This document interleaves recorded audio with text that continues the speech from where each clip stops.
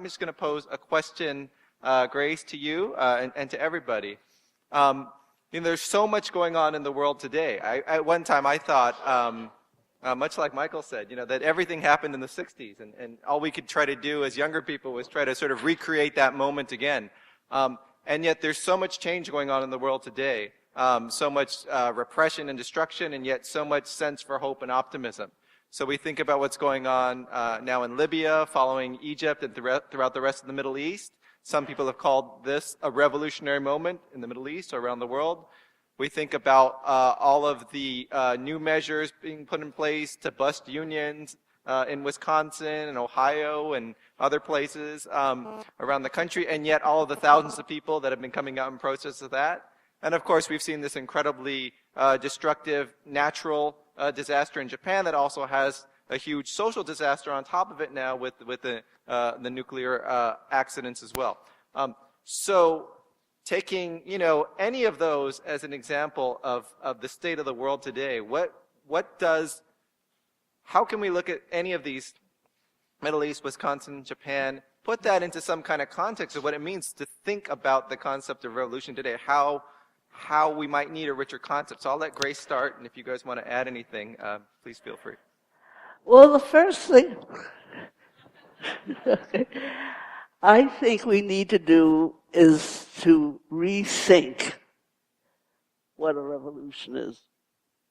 I think we tend to think that masses of people, and the more the people, the better, is what a revolution is all about. And that reveals a way of thinking that we have to leave behind. Margaret Wheatley, who is a wonderful woman, said that according to Newtonian physics, it's how you increase the mass of the people who are involved. So we get all excited when we see thousands of people. We think we have to add more people. But she says, according to quantum physics, it's critical connections, not critical mass. And I wish you'd think about that, because you can make critical connections with your neighbors. You can make critical connections with your family. You can make critical connections with those who are close to you. You don't have to think in terms of, are they of the right class? Or are they the right gender? You don't have to think in those structural terms. You can relate in a human way to other people.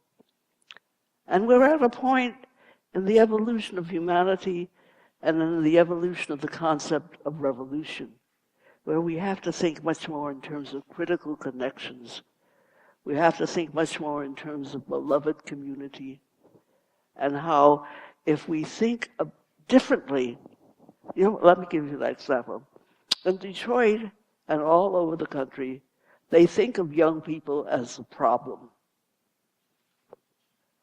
If you think of young people as a problem rather than as a solution, you're in a lot of trouble.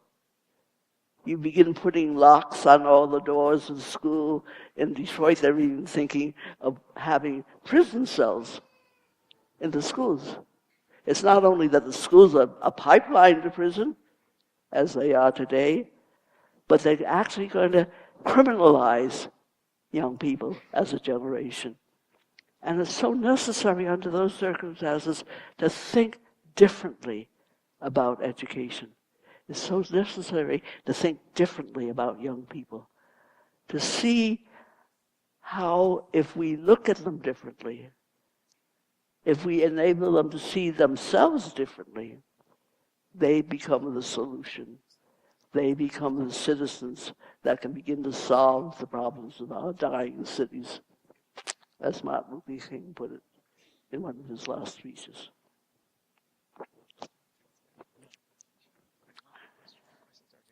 Other questions? No, here come the questions. Go ahead. Okay. Just one short thing. I really wanted to hear the questions, but he was telling me we don't have them yet, so I can fill up the time.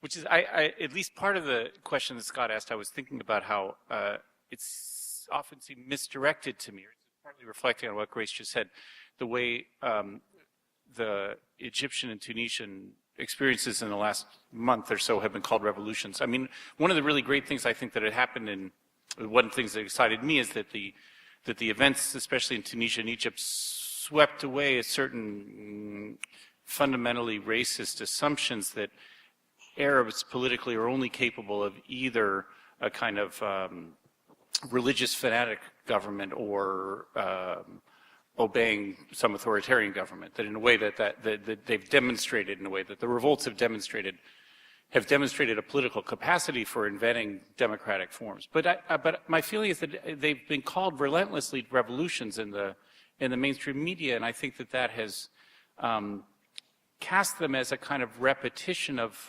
European history, as if they were going to obey the rules of 1789 or 1917 or some other. In some ways, that calling them revolution has blocked understanding what's really going on, like blocked recognizing it as new. Maybe there you go. That's different, though, that what Grace is talking about, which does seem to me, I like this idea of we have to reinvent revolution, or rather, you could put it another way, that anyone who tells you they understand what revolution is, don't trust them. That it has to be, that it is something that has to be invented. And I would say also, if Tunisia and Egypt, and if only Libya, could become revolutionary situations, it would have to be something that comes after the revolt, that comes after the toppling of the dictator, and something that like Grace said too, is a much longer constituent process of constructing, of inventing a new society, which isn't there yet. Okay, so there are a lot of questions. I'm going to try to get to as many of them as possible, though we'll be here for the rest of the weekend in all types of capacities discussing many of these questions. So the first one is asking us to compare whether we need to be focusing on unifying the left or fighting the Tea Party. How do you choose between these priorities? Do you want to read several at a time, or do you want to? I'll try to do that next. Okay. I'd like to address that question of unity. You know, people quote Frederick Douglass, without struggle there is no progress. And they usually think only of struggle against the opposition, against the enemy, against the counter-revolution. I interpret that differently. I think we have to struggle among ourselves. And I think the extent to which we make unity the goal limits our capacity and our need to rethink. Because, you know, I was doing an interview with some people on Nkrumah the other day, and I think back to the struggles for independence and how the independence leaders thought that if, in Africa particularly, that if they were able to take over the government, everything would be granted to them.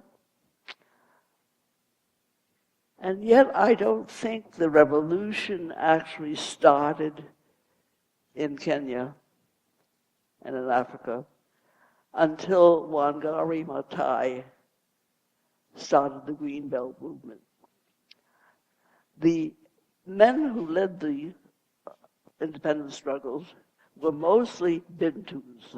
They're mostly people who had been to the United States or to Europe. They had very Western ideas of what progress was. They wanted to catch up. They wanted Africa to catch up with the North. And they ignored the women who lived in the rural areas and who were the ones who fetched the water and the wood, and therefore had a very different view of the environment. And so when Wangari Maathai went back to Africa after being in this country during the last years of the Civil Rights Movement, she began to organize the women She was divorced by her husband as a witch because she challenged the male leaders. She began to organize the women. You know, she got a Nobel Prize in 2004. And they began to relate to their environment and to their daily needs. And the result was the emergence of women's groups, small groups, all over Africa. That, to me, is the future of Africa and also of North Africa. It's very exciting to see the demonstrations in Tahrir Square. It's very exciting to see the large numbers of people who come out to Madison, Wisconsin, and protest Scott Walker and the denial of collective bargaining. But these protests tend to be mainly defensive of the past. And we are at a time in the clock of the world when we have the opportunity to create another future.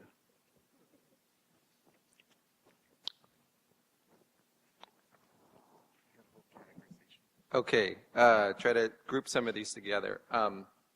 These questions are, what do you see as the barriers to the paradigm shift needed in a radical revolution of values? What do you tell non-political friends who don't question the system at all? So these questions, you know, the struggle, the difficulty. How do you... Michael, why don't you handle that?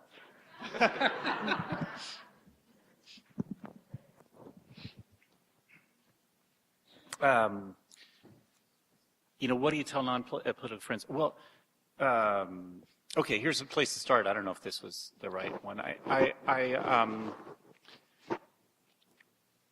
remember being quite frustrated with activist friends in the 1980s when it seemed like activism, that our being political was always, and our activism was always about a kind of duty and self-denial yeah, it was a kind of moralizing that seemed like, you know, about recognizing all of the, continually recognizing both in society and ourselves all of the forms of domination, etc. And it took me a while then, and this took me again, I had to go outside the U.S. to understand this political struggle as a joy, as a life of joy. Like the political struggle wasn't, and so that what I would say to non-political friends is it would be rather like, oh, it's your duty, you should do politics, something like that. You know, like, no, it's rather like what you're missing, like what the pleasures and joys of the struggle for change. I mean, even calling it struggle then makes it sound like something. Of course, it's tiring and everything, but I mean, these two could actually explain this much better than I, what the joys of a revolutionary life are, and how it's and how much so much better than sitting on the couch. There you go. I don't know about anybody else, but for me, after all these 80 years, 60 years of struggle, I've come to believe what I keep hearing kind of in the background. They don't tell it, you know, they don't emphasize it too much. But they say, what, 2% of those in power are controlling all of the world's resources, and they have all of the money. And I don't believe that they are going to voluntarily give up any of it. Any of it. And I think we have to watch them as they are attempting to hold on to it, and they may call something a revolutionary struggle. And we have to question that in our minds. Is that really a revolutionary struggle? Is that, you know, is that going to bring about change? And if it is it going to be what I want to see the world be? So I think we have to, while we're seeing the enemy under attack, and the enemy is under attack, but, you know, we can't go out there and we can't support him while he's under attack, you know. I just kind of sit back and smile and say, okay, you getting it? And if it comes to me, I'm not going to support him in what he does. Mao Zedong said, all art, all literature, all media serves a class interest. And that 2% got that class interest out there, and they are pushing it. And they are pushing it, and we have to try to analyze, keep our minds together, analyze what's going on. Who are our enemies, and who are our friends, and when do we need to act, and how? Meanwhile, get our minds together so that when the time comes, we can push forward fast. Thank you. Okay, there are several questions on the topic of education. So first, thinking about places like Detroit, where the public education system is in so much crisis, so many things are being privatized. There's a plan right now to turn about 40 Detroit schools into charter schools over the next 3 to 6 months, which would be a very radical undertaking. And of course, there are many schools being closed. So how do we think about the crisis to public education? And at the same time, while people are fighting against privatization and the defunding of schools, how do we deal with the fact that the schools themselves are so riddled with problems even to begin with?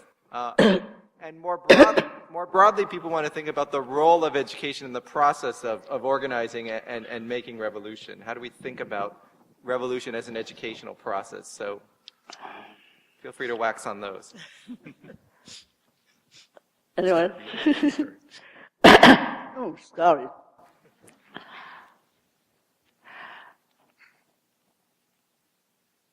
In Detroit,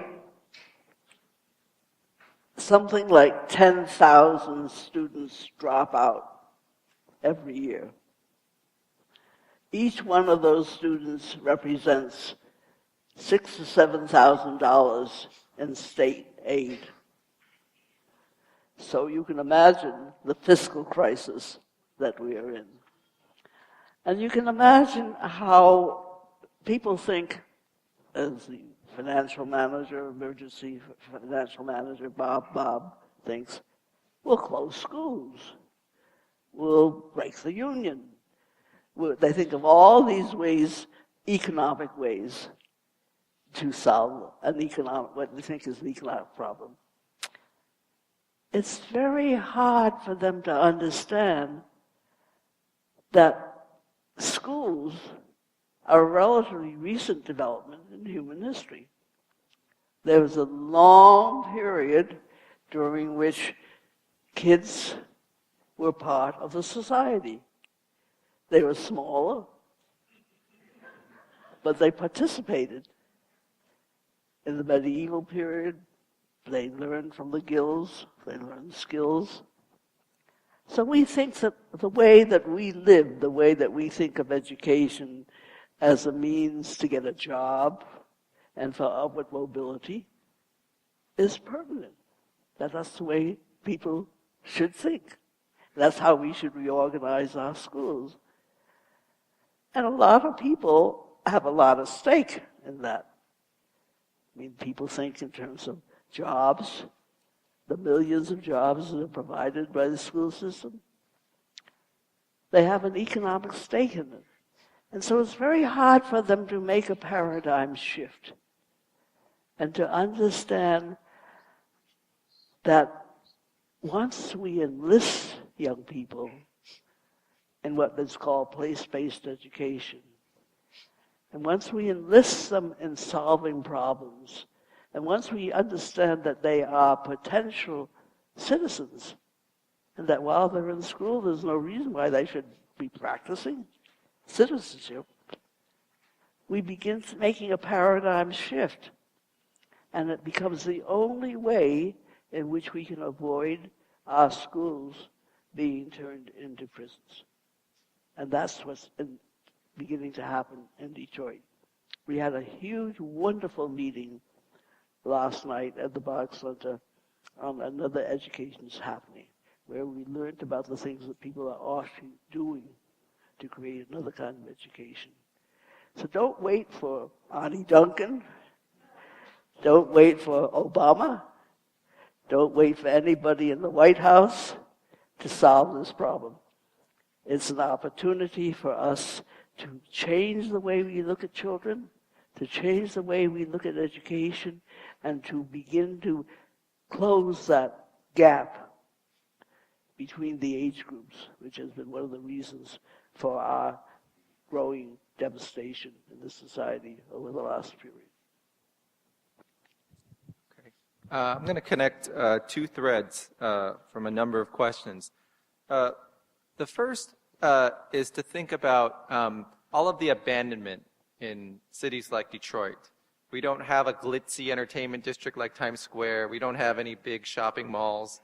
We don't have really more than a handful of even big box stores. And there's not even a single corporate grocery chain in the city of Detroit itself. So there's so much abandonment. People want to know, what is the significance of that? Why is that happening?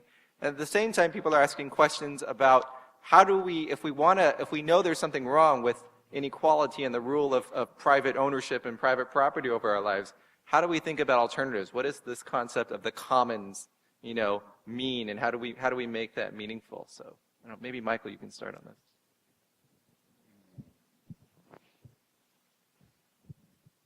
These are really hard questions. I'm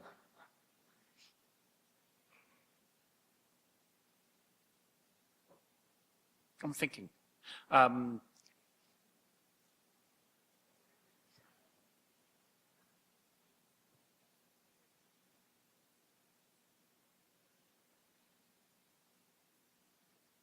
don't have a good way of starting. Do you have a way of starting? And then I'll go. I mean, in a way, how. In some ways, the question is asking us to reflect on how the abandonment of the city has been met with an autonomous construction of alternative city. I mean, that's what seems most interesting to me in what's been happening in Detroit. I mean, one could go through, it's partly also asking, but this seems more a different kind of answer. Why is it that corporations have withdrawn from, and why have certain populations withdrawn from Detroit? That seems less interesting to me than how the possibilities of an autonomous reinvention and a creation of a common city that not a private city. That seems to me what's much more interesting in what's going on, the construction of an alternative Detroit. I'm going to use a phrase that I very often use, that Detroit was once a national and international symbol of the miracles of industrialization. And then we became a national and international symbol of the devastation of deindustrialization. And now we're becoming a national and international symbol of hope, of something new emerging out of abandonment and devastation. And I think that the impulse very often is to think that the attacks of the counter-revolution or the devastation of deindustrialization are negatives. And it's very true, they are negatives. But one of the most important things I learned in my first year of graduate school was reading Hegel's Phenomenology, and in which he explained that you don't get to the absolute or to self-determination or to freedom like a shot out of a pistol. You have to go through the labor, patience, and suffering of the negative. And I think to welcome the opportunity and to respond to the negative as granting you an opportunity to make a great change in human evolution is where we are in the clock of the world. It's another way of thinking. We have the opportunity to make an evolutionary change in what it means to be a human being, that's not just anatomical. We think of evolution mainly in anatomical terms. You begin to walk on your 2 legs rather than 4. But I think it's the way that we think. You know, in the book Revolution, Evolution in the 20th Century, chapter 6 is called Dialectics and Revolution. And it's written by Jimmy. And he says, it was published 30 years before 9/11. He says the revolution to be made in the United States is not going to be like any other revolutions in the past. It will not be to acquire more things, but it will be to understand how much of the comforts and conveniences that we have acquired have been at the expense of other people's and of the rest of the world. And until we understand that, he said, we will be facing terror. And I think the rest of the world has awakened. I think that we are in the midst, we're living in a dying empire. We're living when the kinds, and that's to be welcome. Because we have gathered our comforts and conveniences, and our empire has expanded at the expense of other people's and of the rest of the world. And how to meet that crisis with dignity and democracy rather than with fear and trembling is the challenge that we face. And to welcome it, to seize it, to seize the time, as the Panthers used to say, as an opportunity. It's a joy, as Michael said. Michael, maybe on the commons question, I mean, maybe you could explain, since you've written about this quite a bit, what do we mean by the commons? Does it mean, single-payer health care for everyone? Does it mean socialism? Or is there something new about this idea of the commons that you're trying to communicate?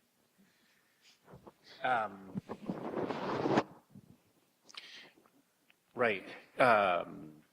Okay, so Tony, my co-author, and I are trying to think about something that's an alternative to property. And both an alternative to public property, meaning state control, or private property. And with the idea that our general social understandings are sort of myopic and to see the world only as public or private in these sense. Either it's controlled by the state or it's controlled by private property. And instead, much of the world already, we argue, is already common in the sense that it's open and shared and constructed, like Grace was saying before, about the intensity of relation. I can't remember exact terms from quantum physics, but it's something about the intensity of relations together, which are already common, not controlled by property, either public or private. This would link both, let's say, on the one hand, the common thought of as the earth and its ecosystems, the water, the forests, etc., an ancient, really, notion of the common, but also the common thought of even the pinnacle of capitalist production today, the production of ideas, of images, of code, of even of affects, that these are central to capitalist production, but they all are tendentially common, like that ideas are and code or music or images are shareable, and then in a way making them they are only productive, really, also insofar as they're shared and shareable. So it's, I guess, that for us trying to see two things, but I guess trying to see the common that already exists, and then also to construct a political project that's oriented towards that, the autonomy and the construction of common relationships and common spaces and common goods. It's a... Michael, would you tell folks what you mean by biopolitical production in Commonwealth? It's a very difficult concept to grasp, I know, for people who've read it. We're trying to recognize the way this does come back to Detroit in a way, in the way that you were talking about the transformation of the city, that there was a long period in which industry dominated other forms of production in society as a whole, that the qualities of industry for a very long period have been imposed over the rest of society, you know, that other industries, agriculture had to mechanize, had to develop even the temporalities of the industrial world, you know, the notion of the working day, of work division between work time and non-work time, was all in a way created by industry and the predominance of industry. Okay. Today, industry is no longer in such a dominant position. In some ways, Detroit is an emblem of that. That it doesn't mean that there are no longer factories. You know, there are, of course, many people in the factories today, but it means that there are other sectors of capitalist production that are now becoming more dominant, or this is our claim, me and Tony's claim, that they're, and this is what we link together as calling it biopolitical production, or we sometimes say immaterial production, which is a bad term too. But what we mean is that the production of goods that are primarily immaterial, like the production of ideas, or the production of code, or even the production of affects, like in healthcare or education itself. I mean, what educators do is, of course, well, do we do anything material? I'm not really sure. The healthcare workers do. They stitch up wounds, they change bedpans, but a lot of what they do is producing affects, you know, producing a sense of well-being, etc.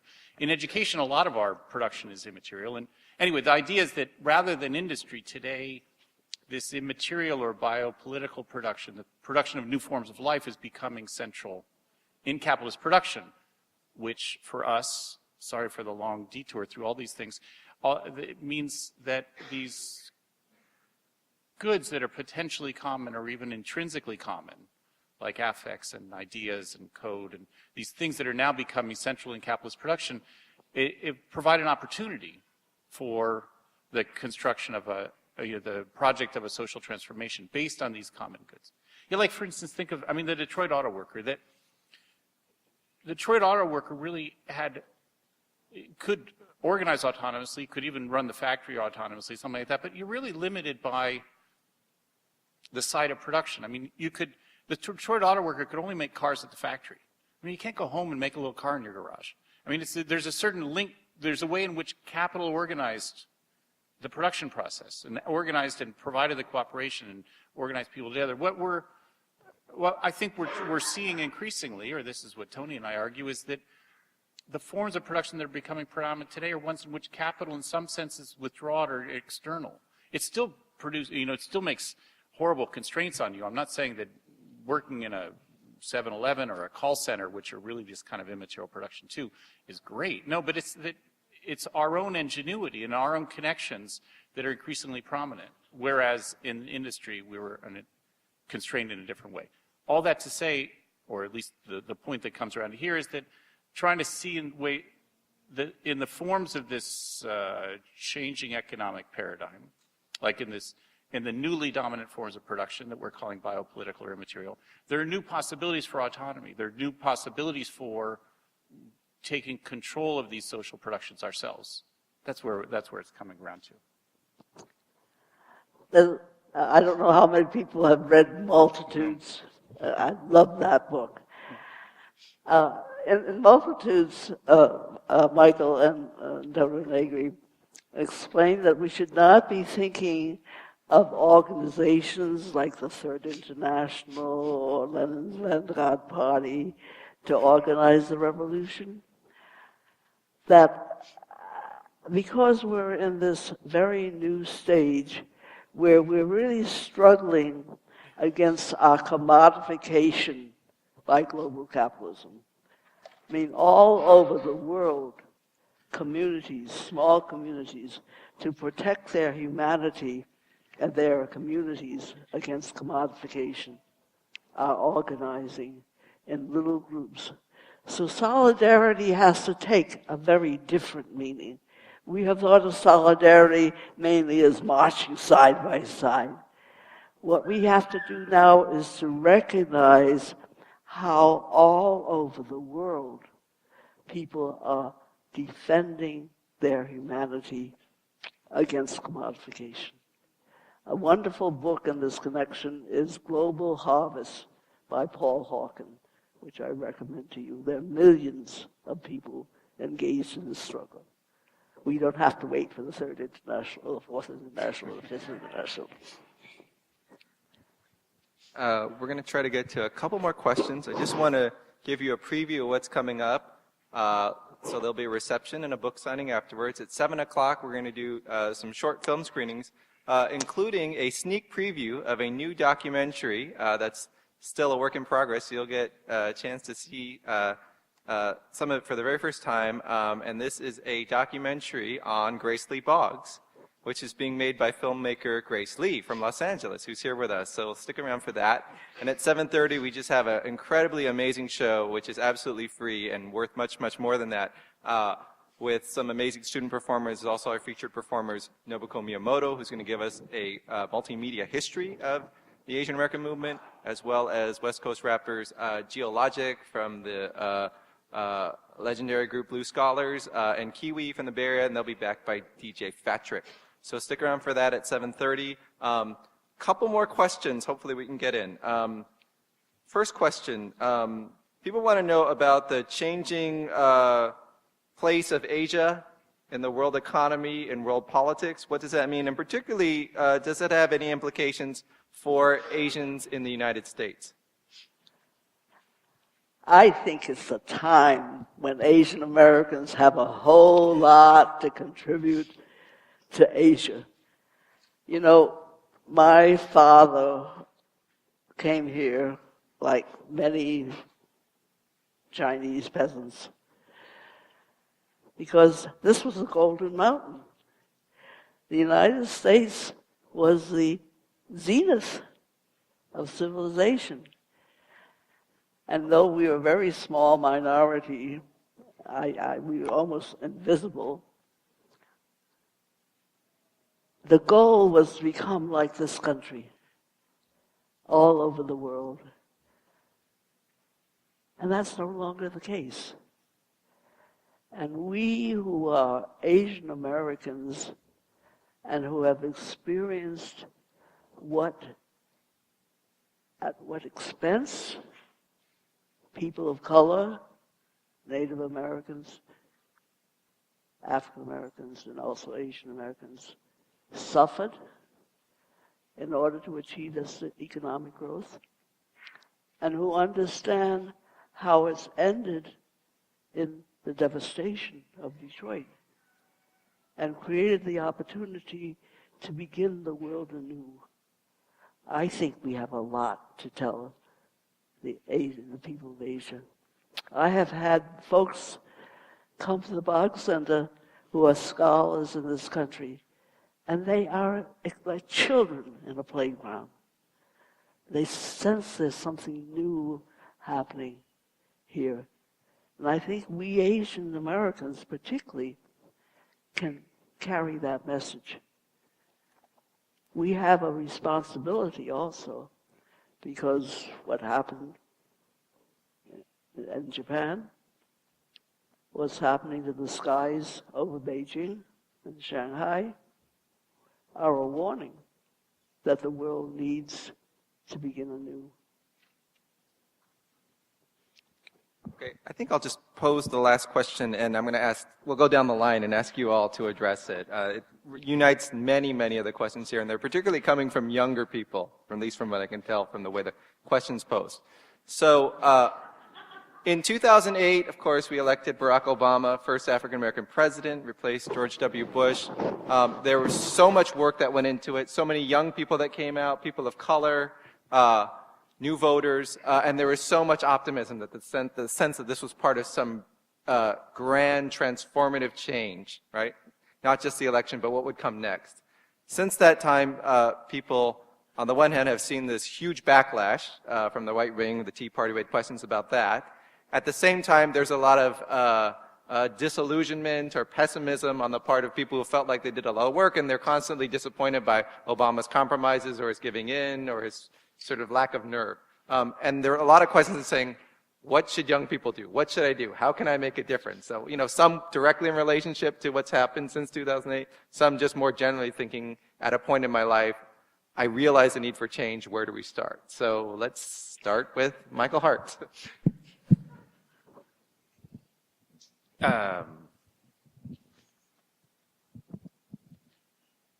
trying to remember the exact quote. I was thinking of this makes me think of a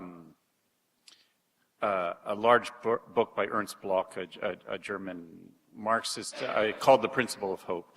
And he says something, and it's something like, it's really the moment of the disappointment of hope when the real work begins. And I think that's an interesting thing to think about with Obama, that the disappointment of hope's not a bad thing. I mean, it's not that there was, I don't like the narrative that, oh, there was all this hope, and then disappointment, which leads to somehow inaction, or as if the hope itself was naive or something like that. No, I think that the disappointment of hope is the great energy of transformation. Like, it's good to be disappointed by Obama. I think you should be disappointed. Like, but that doesn't mean that the hope itself was wrong. No, that now focuses it into a different register. I mean, the obvious things, there are certain things that come to mind that are just the obvious things, which I think the person asking the question is obviously thinking of, that the great mobilizations that went into the election of Obama do not indicate, now that there's someone representing us, we can all go home and just sit around while that person represents us, but that rather, of course, that's only the initiation of the struggle. It's in this way that I've been thinking for some years, or since the election of Obama, that I think it'd be great if North America would Latin Americanize. I mean, the way I've seen the struggles in Latin America over the last 10 years have been social movements that force the election of progressive governments, but that then don't stop, and that what is developed is a kind of antagonistic engagement between social movements and leftist governments. Then the social movements, in fact, constantly pushing them farther, but rather than assuming that there would be some sort of representation. That would be my highest hope for what could happen in the U.S. during the Obama presidency, would be that kind of becoming more like a Latin American country. I'm thinking of whatever, Brazil, Argentina, Bolivia, Ecuador, Paraguay, a number of these progressive governments in which the social movements are a constant force, antagonistic force to the government that push them forward. Oh, you got one already. To me, I have to believe at this point that I'm talking about the young people who did support Obama, have to come up with a solution, and a new solution. I have supported Obama and even worked for him actively. But while I was working for Obama and all that change he was talking about that I wanted to see as well, I had no illusions that Obama could get in the office and change the system that systematically oppresses me. So let me say, my hope is in you finding a way that we can change ourselves and the system that oppresses us to make a better world. Let me leave it at that. Thank you. Well, during the inauguration in 2009, Amy Goodman and Alice Walker televised the proceedings, and they called me and asked me what I thought. And I watched Obama's face as he took his seat on the platform. It was very grim, it was very sad, and I think he understood that he was entering a trap.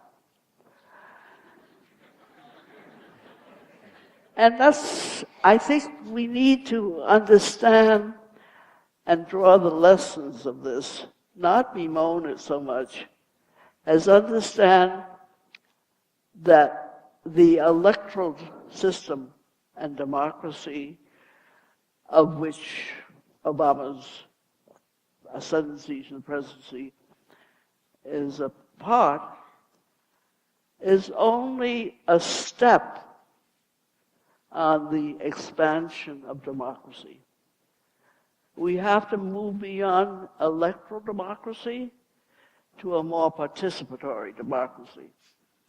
We have to be assuming responsibilities for making decisions that matter to us and to the rest of the world. And we haven't been doing that. We have what Sheldon Wallen calls an inverted totalitarianism, because we're not participants in making decisions. We are leaving it to others.